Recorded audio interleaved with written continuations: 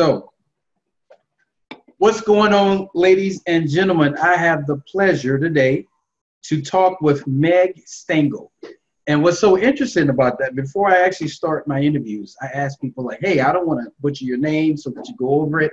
And I didn't even see a G in her name. I thought it was Standl. And she's like, no, it's Stangl, like strangle. And I'm like, oh, like strangle. Okay, I got you. I got it. So I can't forget that, guys.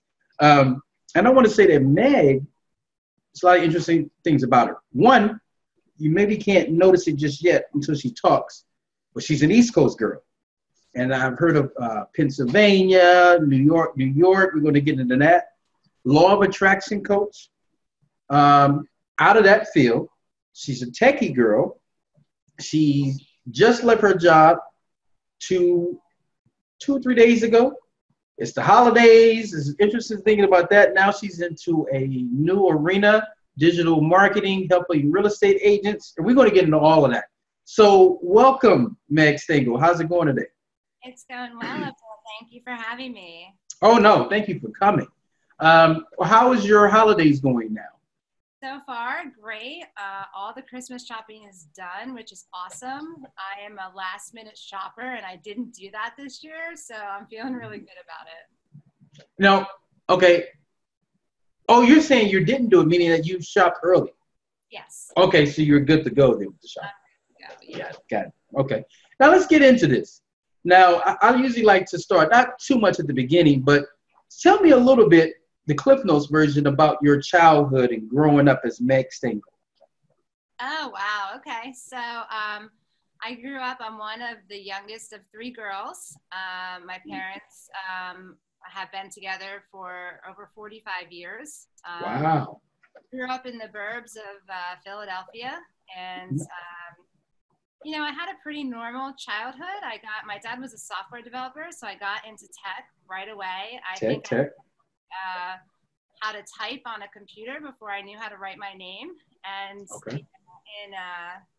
in junior high and everything, when they started having computer classes, I could basically teach the class because I knew so much. But I got to be honest with you, high school sucked for me. You know, like I was a very heavy teenager, and so I never fit in. I never found my place. And I actually did all this effort to graduate early, and I took college classes so that in 11th grade to graduate early because I hated school.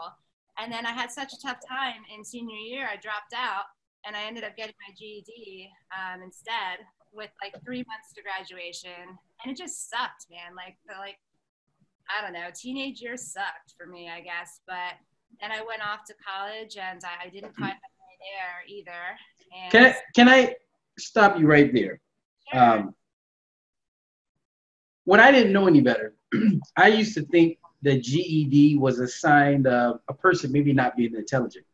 But now that I know better, I know that a GED is a sign of a person actually being intelligent. Because my son, middle son, he had his GED also, but he also finished the GED class in 2 days. And then he also has 1 year college done because he did some college before. You didn't stop school, high school, just because you were lacking intelligence. Can you talk about that experience for a second?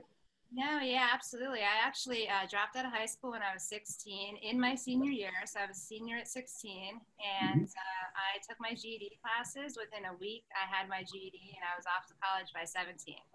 So 16-year-old senior? How did you become a 16-year-old senior? So when I was in 10th grade, I took a lot of college courses at the community college to get the credit. Skip 11th grade.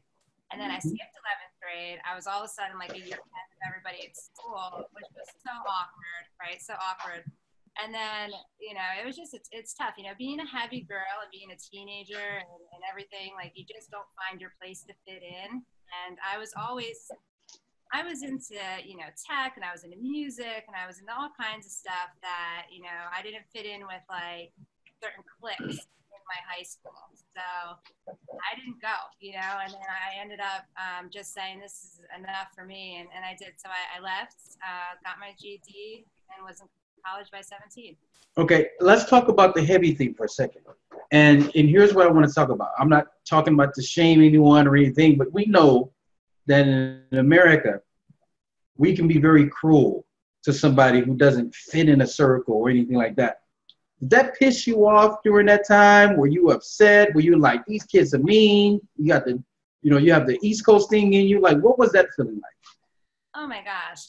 Yeah, I was depressed. Because you didn't have a place. And so what I did was I overcompensated for coming from a good family. So I had the car to drive. I had the cell phone. I was that girl. So I was the Mm-hmm. person that people would call. But then as soon as I stopped offering that to them, they stopped hanging out with me. And, because they were just kids and they just wanted what they wanted. There was nothing real about it.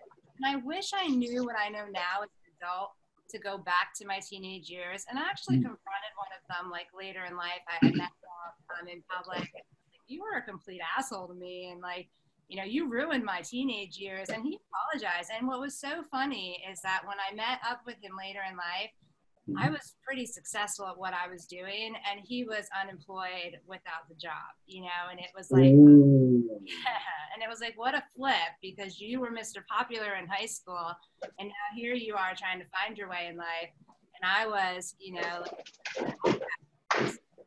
here I am making something of my life, So are you saying that the kids that don't tease you in high school, they're not the ones that are right? I'm not saying that. I'm not, I'm just saying that this particular group that made my life hell in high school, when I met up with one of them later in life, it's like our situations were completely reversed. I had Of lost, course. I had lost all the weight. I was moving in life. I had a great career at the time with what I was into, and he wasn't, like he had gained weight, he was out of a job, and it was just like, wow, okay. I'm being sarcastic when I say that because the guys and gals that I would see, I wasn't picked on maybe like that because I've always had, this may sound weird, but I've always had guys who I thought who probably were killers. They happened to be my family members, like hit guys. So sometimes it went over my head. But I always see the guys who were the quarterback, the jocks, whatever. They have haircuts now like Dr. Phil, like they're like in their 30s, whatever. They're like bagging groceries at the grocery store. I'm like, I thought that guy was the guy. In high school he was a guy. So we know in time it usually flips. Yeah. Right. But let me guess. I heard this little thing about your dad. You said he was a software developer. Now I'm not the most smartest guy. But software developers to me don't seem like they make $10 an hour. No. No. So you probably had not just a house, you probably had a castle. It was close to it, yeah. It's close to it. Okay. It wasn't bad, like I had a good life. I definitely did. Yeah. Because I did see you with a horse. And, I used to go to horse camps. For low-income kids, but I never had like my own horse. And I kind of just glanced. It was a building behind you or a house, and I'm like, "Holy crap! That looks like one of those houses in Lexington, Kentucky, getting a house, horses ready for like the Kentucky Derby." Like, was that your family's house? No. That was the stable. I've never owned a horse, but I did lease a horse for a while, for a few months. But I kept him at a stable, and. Okay. Horses are a huge passion of mine. I love them, and I go riding as much as I can. So that picture that you're referring to, I was actually out just this past August for my birthday riding, and that was the stables where they're kept. Okay, but I'm sure I wouldn't be wrong that your house wasn't similar to that house that was behind that horse. I don't know. I mean, that was a stable. I'm not one to like brag or like be flashy or anything like that. I had a comfortable upbringing. Okay, so let's move on. So we're in college. Were you the party type? Were you the type that put the book down? Did you go to Bible study? Like how did you do college? I screwed up college, man. I was the student with every intention of like I would get into class and I would be like, all right, we're going to have study group and I'm going to organize it and we're going to meet here and we're going to do this and we're going to do that. And then I'd be the one that would show up maybe once or twice and never go back, and like, and I got distracted in college a lot. And I ended up, I was going for pre-law and international business marketing. And yeah, and I lasted there for about 2 years. And then I'm like, this isn't for me. And I went out and joined the working world. And that's the first time I guess that was 2003 that I went out and joined the internet marketing world. Okay, so at this time, pre-law, I know parents are usually asking at Thanksgiving, like, so how's school going, honey? How's everything? And here you are, you're saying, I'm done with this. This is not my vision. This is not my thing. What were their thoughts about you at that time? There's always high hopes. Both of my sisters went straight through college, straight through to their masters, and they're both getting their doctorates right now. So for me to be like, I'm done. I'm not doing this anymore. It was like, what's next? But hey, I will give something for higher education. I'm back and doing it online right now, trying to finish my degree. So, being much later in life, I'm a lot more disciplined, and the value to it. It's just at the time for me, it was not a good thing. So I feel that, people like internet marketers or people like that are techie or people that have ambition and drive and are passionate, like we're a rare breed of animal, right? We don't fit into boxes. We think big picture stuff, and we have these ideas, and we don't conform, and so that makes us outsiders. But really, we're not outsiders. These are just these gifts that are coming up inside of us that have to be nurtured and be allowed to have the room to breathe so that they can grow into something. And that was me, like I needed that time to really go out and find who I was. And nobody understands that. And every single person that talks about success, it's like, people are going to try to bring you down. People are going to try to make you fail. People are going to try to derail you. And it's true. Every single time I've tried to get somewhere in life, there has been somebody, a family member, a friend, a stranger, whatever, try to pull you back and be like, no, this is not for you.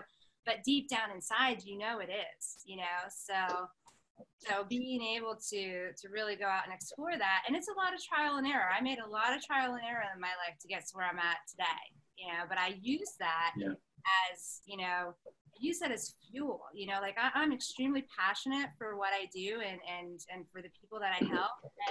And that every single, failure has just really been a stepping stone to what's next.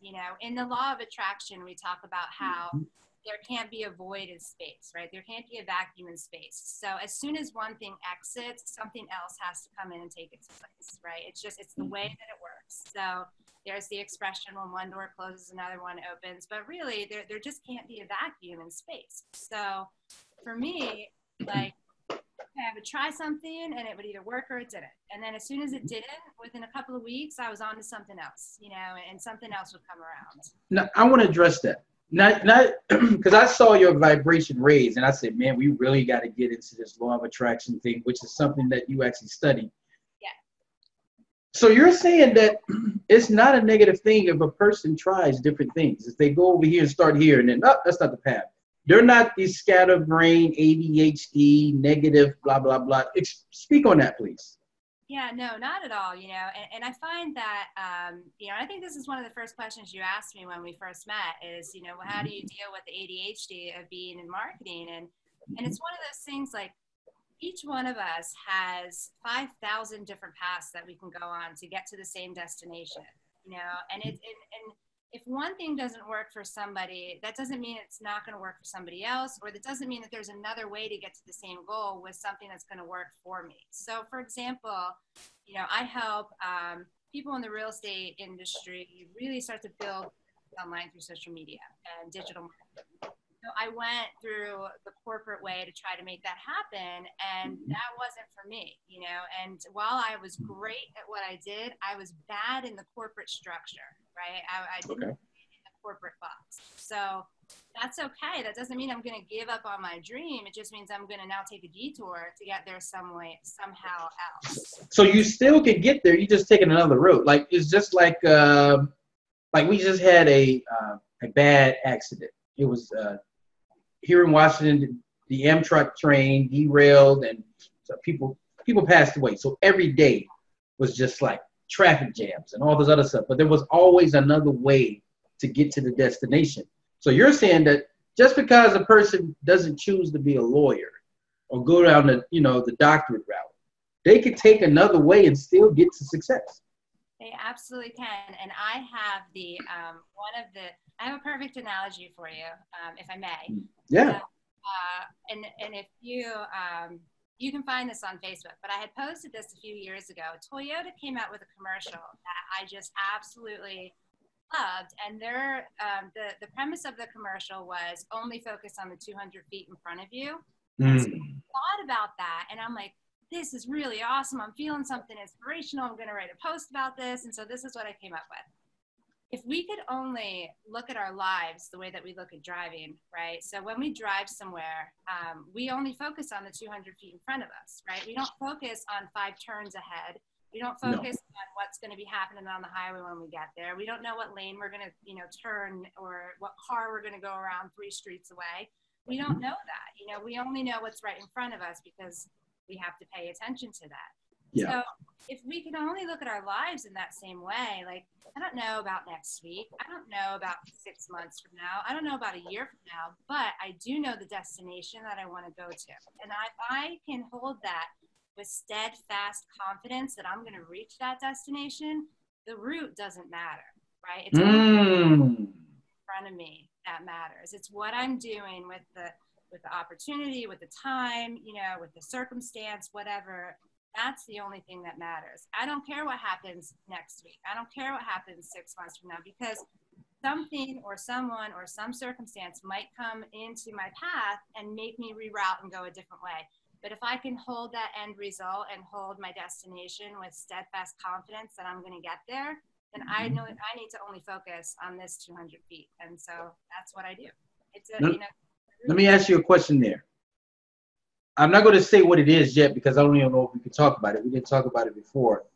But can we talk about something that just recently happened to you? And this won't even be released until maybe something you told me yesterday about this thing that this mysterious thing that I'm talking about. Can we talk about that a little bit? Yeah, we can talk about that. Okay. Now you said, I like your analogy of the Toyota commercial, 200 feet. You were at a job. How long, and just tell me if you're guilty of this or not, how long did you see yourself at that job? Did you have a plan of how long you were going to be there and then you're going to drop off? And tell me about that for a little bit. Yeah, so when I got hired at that job, I'm like, I'll give it a year, and I'm going to test it out and see how it's going to go. When I was, maybe 6 months into that job, I crafted the position that I wanted to have, and I was allowed to run with it. And I thought this was amazing. I mean, I was doing everything that I wanted to do, and I thought I was on top of the world. It was the best job in the world. I never was leaving. I thought I was going to be there forever. I was going to grow with this company, and that was going to be it. And then fast forward a year, and everything was different, and so that kind of was what brought it to the end. And in the summertime, did I think I was going to leave now? Absolutely not.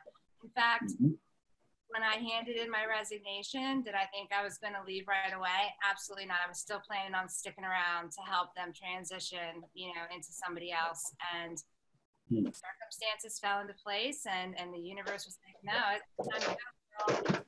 You're out. And that's what happened. So. See, that's what I want to talk about a little bit. Because I feel like I'm the ADHD star child.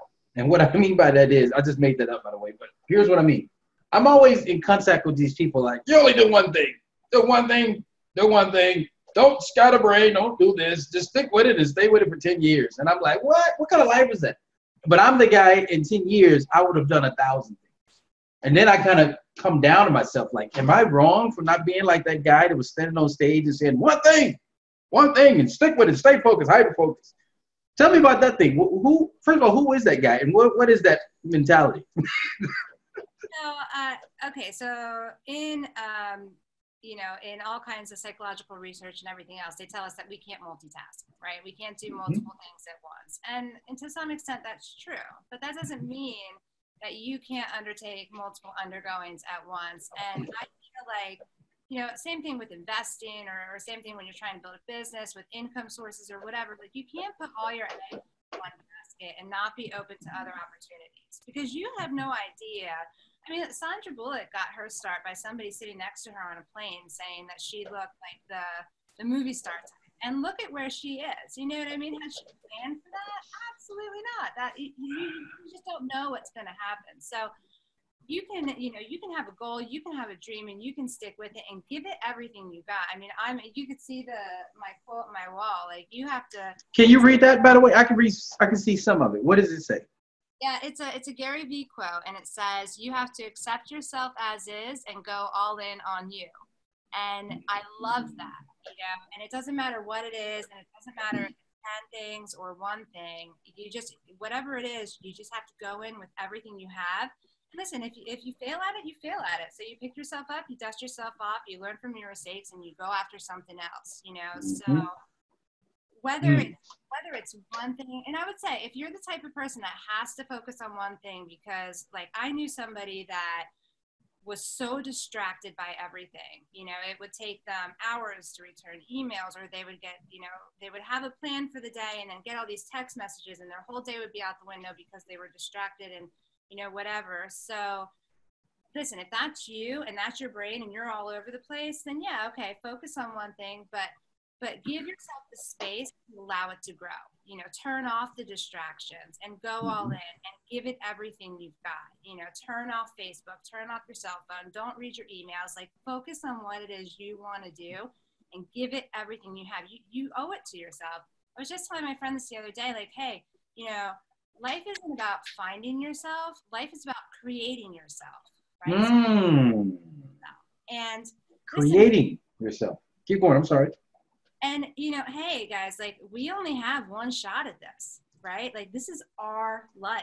Like, it's not my mom's life. It's not my partner's life. It's not, you know, my family's life or my friend's life. Like, this is my life, you know, and I've only got one shot at this. So I've got to do everything that I can to maximize that potential. And so, you know, and trust me, I get distracted, but I'm also the type of person that wakes up at 8 o'clock every morning and goes to bed at 2 o'clock every morning, you know, because I make sure I get done what I got to get done, you know. So, you know, I definitely think that some people need stability in their life, you know, and if that's the case, entrepreneurialism probably isn't the tick for them. And that's totally okay. You know, it's totally okay. So then you go and you be a rock star at your job. You know, you be a rock star and you be a pillar in the company that you're at, and you give it everything you've got. But whatever it is, you got to go all in on you. You know, you're never going to find out what you're capable of until you actually find out what you're capable of. Now, Meg, you're waiting on your last paycheck. It's coming pretty soon, and I'm not going to release it until it's going to come. We don't have any interference with that. But you're about to create your life, because now you're diving into the whole digital marketing agency, and it looks good right now. It looks like you can probably take over the world. You can take over the international world.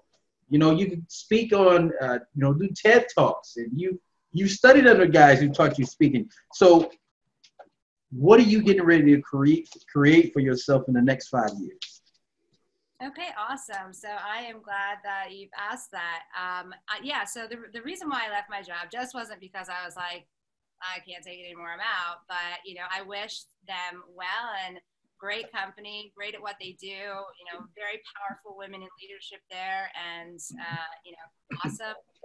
So, but what I found is that I'm also a very powerful woman in leadership, and I have a real gift and talent. And so over the past 2 years, I have worked with over 200 different real estate and mortgage professionals grow their business online through social media. And that's been through one-on-one consulting, group trainings. I've had a ton of speaking engagements, and that's where I really shine. Now, I've been in the digital marketing world for about 7 years now, and I've been doing marketing before it was like a thing, you know, and like all the terminology technology was different back then, and everything was pieced together. And now it's, you know, more mainstream. It's much easier. It makes my life a hell of a lot easier. So what I've done is that, you know, I've taken my technical background, I've taken my digital marketing backgrounds, and I've taken my real estate background now, and I've realized that there are so many real estate professionals and mortgage professionals that either are not on social media or are just getting started on social media,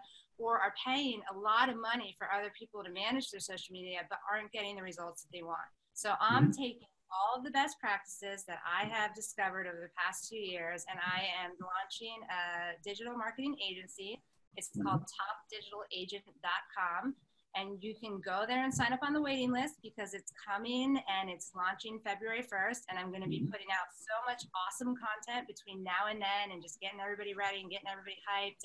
And so this agency is going to be really awesome because it's going to do one of a few things. It's going to have a course for people that want to learn, you know, and it doesn't matter if they're at a beginner level or a super advanced level. It's going to have it for both, and they can really learn how to take their online business to the next level with best social media practices and digital marketing practices that are out there. Like all kinds of really cool stuff is happening in this course, which is coming February 1st. So, and then also there's going to be private consulting. They're going to be able to hire me and my team to come out and speak to their real estate team or their mortgage team or their board of realtors or whatever it is. We've done, you know, associations of realtors. You know, we've had audiences, you know, a ridiculous amount. So we'll travel and we'll train your team. And then they can eat, and then to take it to the next level, if they love what we do and love what we're teaching, but don't have the time to do it, because I think that that's the biggest thing is that, you know, they're so busy because, you know, agents and mortgage professionals, they're like, you know, entrepreneurs on their own. They're trying to build their business. So a lot of things they don't have is time. And so they can then hire us to do it for them.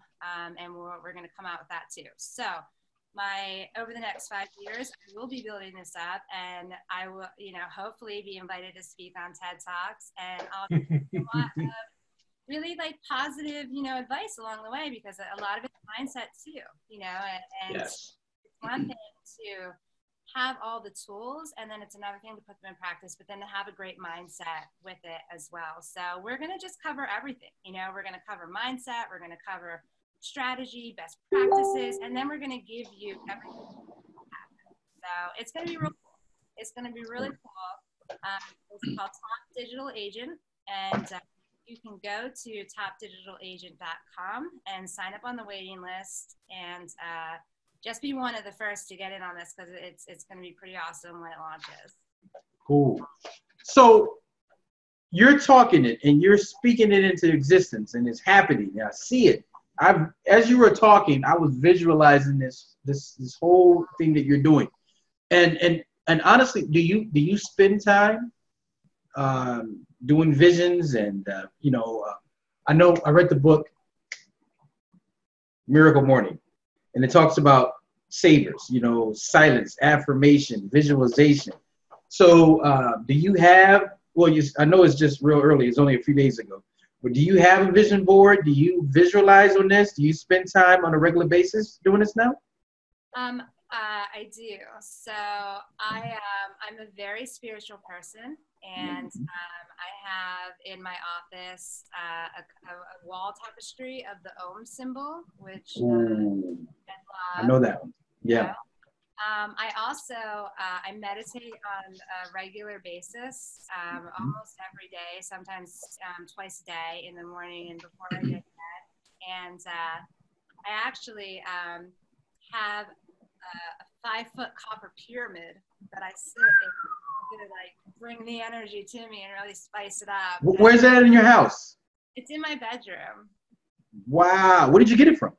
I actually, a long time ago, I went to a psychic fair and they had one there, and I sat in it, and I had a really, really cool experience. And I'm like, how do I get one of these? So the guy actually made me a custom one. And it's cool because as he was making it for me, he couldn't get the last rod to fit. So he took his rod out of his pyramid that I originally sat in and put it in mine and gave it to me. And, wow. I've had it ever since, and I love it. It's definitely, it helps. It helps get you into that meditative state. I'm a huge believer. I don't have a vision board, unfortunately, so I know I should. You know, I don't have one. However, I'm very visual in my mind, and so I do a lot of that. But I am a huge believer about, 15 minutes in the morning, 15 minutes at night, if that's all you've got. Um, because your subconscious is out to play at that time. You know, you're in that kind of sleepy mood, or you're just waking up, and so your subconscious, your filters haven't set in yet. You know, you're not in the wave yet, or you're just ready to go to bed, so it's already to go away. And when you can program into your subconscious something is fact, that's when it'll materialize in your life. So that's why they always recommend, 15 minutes in the morning, 15 minutes at night, or whatever. But big fan of gratitude lists, all of that. Yeah, that's See, I told you before we started this, I said, I don't want to go too deep into law of attraction and other things because people will be like, what the hell are they talking about over there? But maybe I'll say that for after. But okay, so you're also a traveler. Oh, what was that? I was just gonna say it's okay. I'm a little out there, but I'm effective and I get results. And that's No. Because I'm with you on that. I wanted to ask you some more stuff. Because when you said the Om, I'm like, okay, I was in Nepal and the Om symbols everywhere, but I just didn't want to lose the audience. right. No, I'm with you 100%. But you're also a traveler, which I think a lot of people in America, this is what I noticed. So we went to the same places, Thailand, China, and I haven't met many Westerners that I went to those places. Yeah. I've seen people from Europe. Europeans are everywhere. I see them all over the place. But in America, sometimes when you think about trips, and the friends I know, they're like, oh, let's go to a resort. And then they go to a resort, and then they talk to everybody that's from the country, like Minneapolis, Minnesota, like different places. And they sit there with barbed wire around them. And then they say they travel. And one of the things I saw with you is the first thing I saw, you had a mustache with a tiger. And you're sitting there laying down, and you have the tiger, and then like, okay, that's a little bit out of the box. And then you bring your son, like, hey, come on over here. Then your son is laying on him, and it's just like, let's take a family picture over here. And I'm like, that's not your average trip. So could we talk about that a little bit? Yeah, so I love to travel, and I'm a big believer of getting outside your comfort zone. And I feel like, because I'm, so out there, I can't settle for average, so like going to Vermont or going to Maine, not that there's anything wrong with them. I've never been, I really don't know. But like, Yeah. if I had the choice to travel in the U.S. or travel abroad, I'd still go abroad, and because experiences are completely different. And what I love about it is like the culture is so different, and then you kind of get into expat communities if you stay for an extended period of time, and you can really see how other like Westerners are hanging out over there and what they're into, and you get to meet the locals, and you get to really talk about things. I love it. In fact, China was one of my favorite places to go. I absolutely loved being there. I know it's weird. China's amazing. I'll tell you, like at night, for example, it was 9 o'clock at night one night, and I was walking back to where I was staying, and there was a circle of old ladies dancing to a boombox as their like daily exercise, and I just loved it, and I stared in admiration, and I was like, I only hope I have a circle of old ladies to dance with when I'm, that age. And you don't see that, at least not in surrounding areas. No, they're asleep at that time. Yeah, and I take my son. My son has been in 7 countries in the last 2 years. Wow. Summer in the Philippines, was all over, over there, and it's so important. And my son is very worldly at being such a young age, and that's what I want him to realize, that there's so much more, and that we're not just stuck with what you see around us. There's so much more, and he's really matured a lot. And I love it. And it's funny, we were just talking about today, I'm like, where do you want to go for vacation this year? And we're trying to figure it out. But it's neat. It's definitely a great experience. And we now have friends, you know, internationally in multiple different countries, and it's just a really cool thing. You know, I was introducing you to my virtual assistant today, and she's from the Philippines. Yeah. And you had in the chat, you had something out. You said, "Oh, have you heard this?" I thought you were talking about New York, because I have a buddy from New York. And then I looked at my assistant, and she wrote something. And she said, "Oh yeah, that's the fourth largest tourist place in the Philippines." And you said, "Oh yeah, my sister lives there." I'm like, Yeah. "You have a sister living in the Philippines? Tell me about that a little bit." Yeah, so I have my oldest sister. She left to go work overseas in China 3 years ago. She went over there on an assignment, and she fell in love, and she stayed. And so her husband, they just got married in Thailand, which was the reason for going out to Thailand, because that's where they chose to have their wedding. Actually designs and engineers huge cargo ships. So he has contracts all over the place, and so they'll move from place to place. So they just lived in South Korea. Now they're in the Philippines. They were in China before. Who knows where they're going next? You know, and she loves it.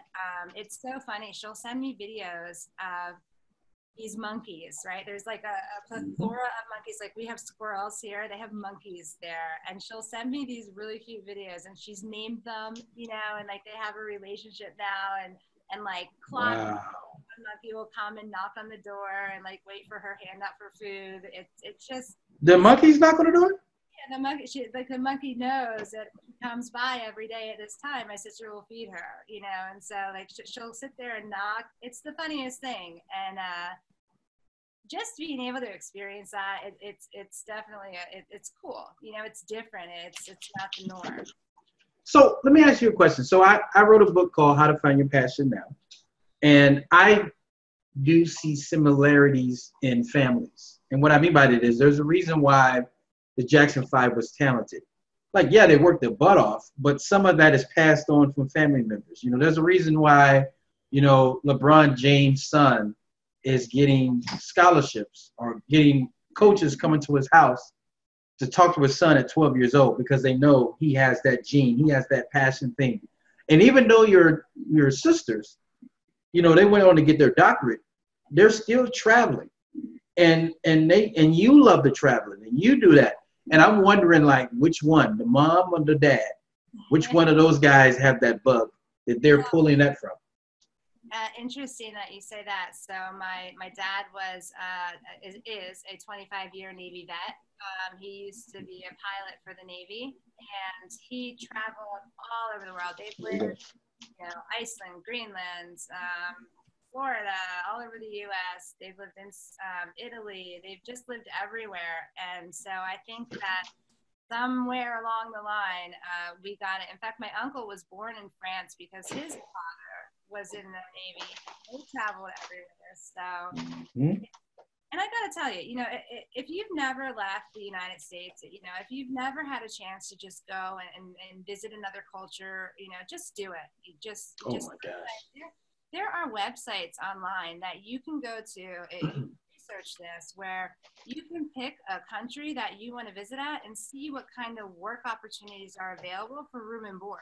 So you can go on a budget, on the cheap, and say like, hey, I want to go, you know, to Argentina, and maybe someone needs help on their horse farm for 3 hours a day. And in exchange, they're going to feed you and give you a place to stay. You want to go there for 2 weeks, you know, and just work 3 hours a day, and the rest of the time is yours.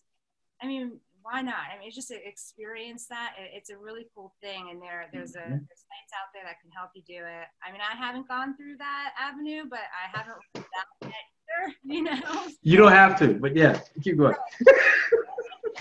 But, you know, no, I'm just saying, like, there's ways to do it. Well, I gotta say, if you haven't traveled, just, you know, find some time, save up some money, and just get out there and do it, because it's so rewarding. That is so awesome. See, I always want to say that traveling to me is the best education, because I sometimes you hear these people with these like closed-minded ideas. You're like, where did you get that from?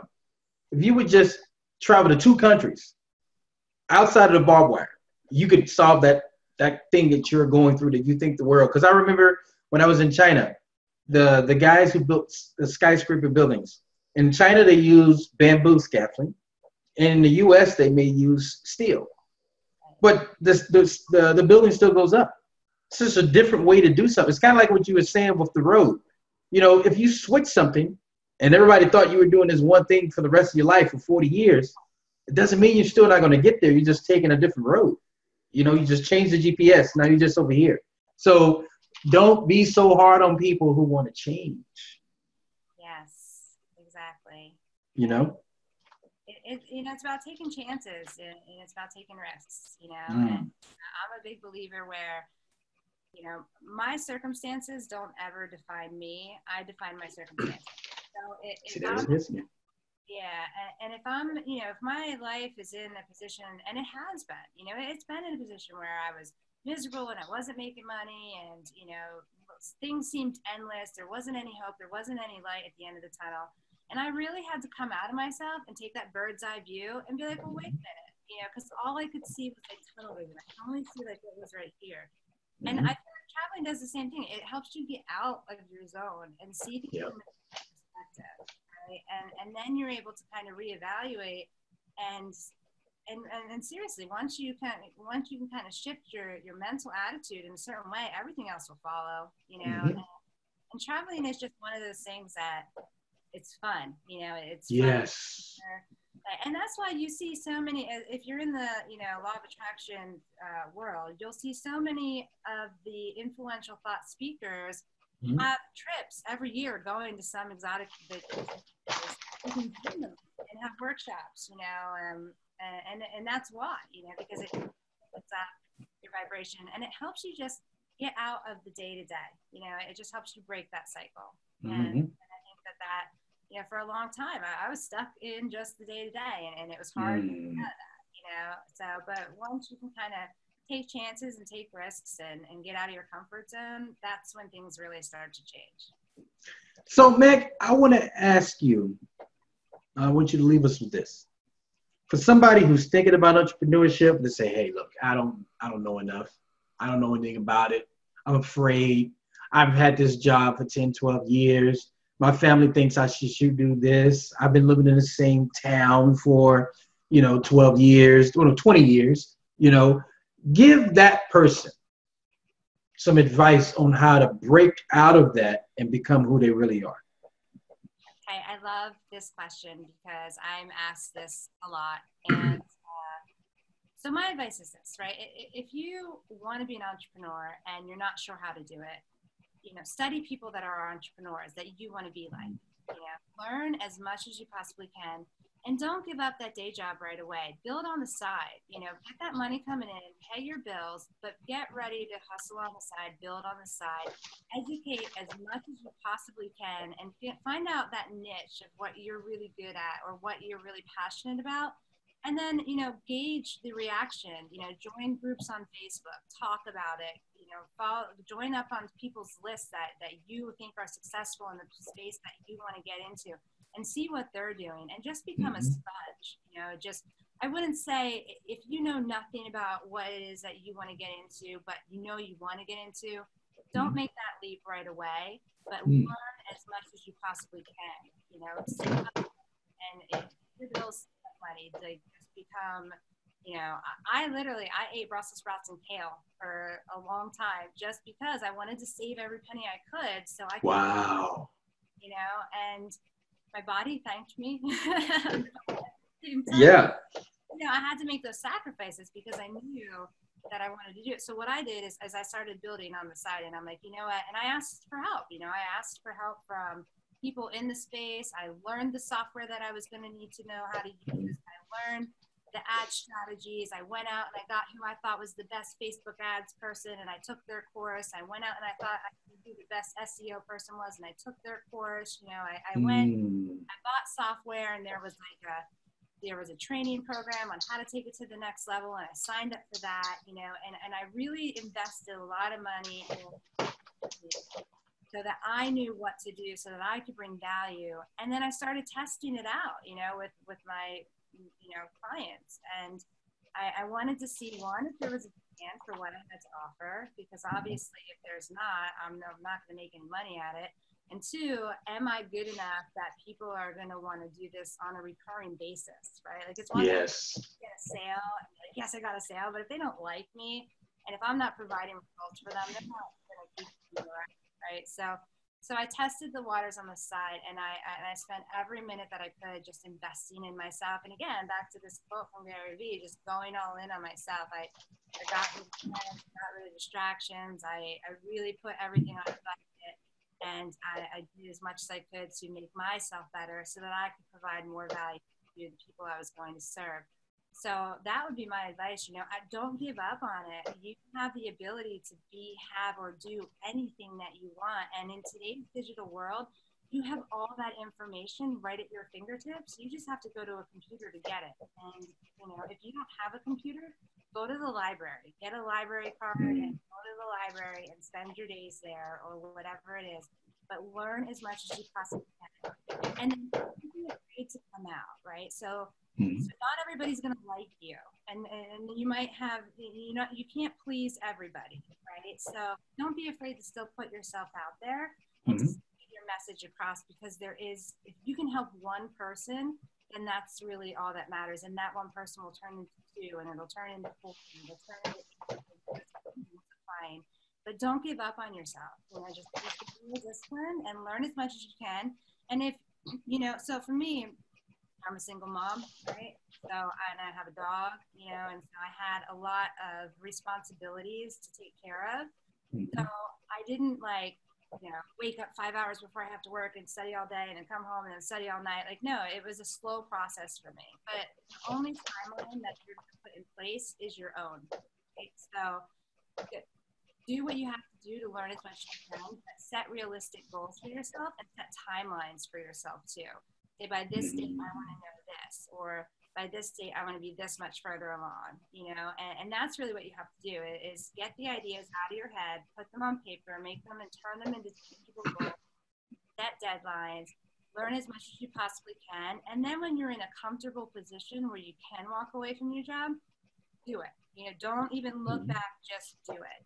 And I gotta tell you, it's scary and you might not be sure of how it's going to turn out, but I'm going to tell you, you're never going to get there from here. You have to take that jump. You have to do it. So do everything you can to set that up. And then when you feel you're like, oh, I can do it, I don't know if it's going to work, but I'll be okay. And then if it doesn't by this time, I'll have to do something else. When you're, don't even let those thoughts go into it. Believe in yourself, right? There's nobody in this world that's going to look out for you besides yourself. So believe in yourself, be your own best friend, go all in on yourself, and best of luck. And if there's anything I can help with on your entrepreneurial journey, reach out to me. I'm on Facebook. I do a lot of business through Facebook. You can always message me, and I always respond. So I leave you. Wow, bravo. Wow, that's like a speech a general sets up when he's getting ready to march his troops into fighting North Korea. Let's do it. Wow, amazing. That's a courage story, inspirational story, all of them mixed up in one. And I thank you for that, because right now that speech that you gave, you're about to march down that same little narrow hallway where you're going to have to live everything that you just gave the bravery for everyone else to do. You're going to have to live that life.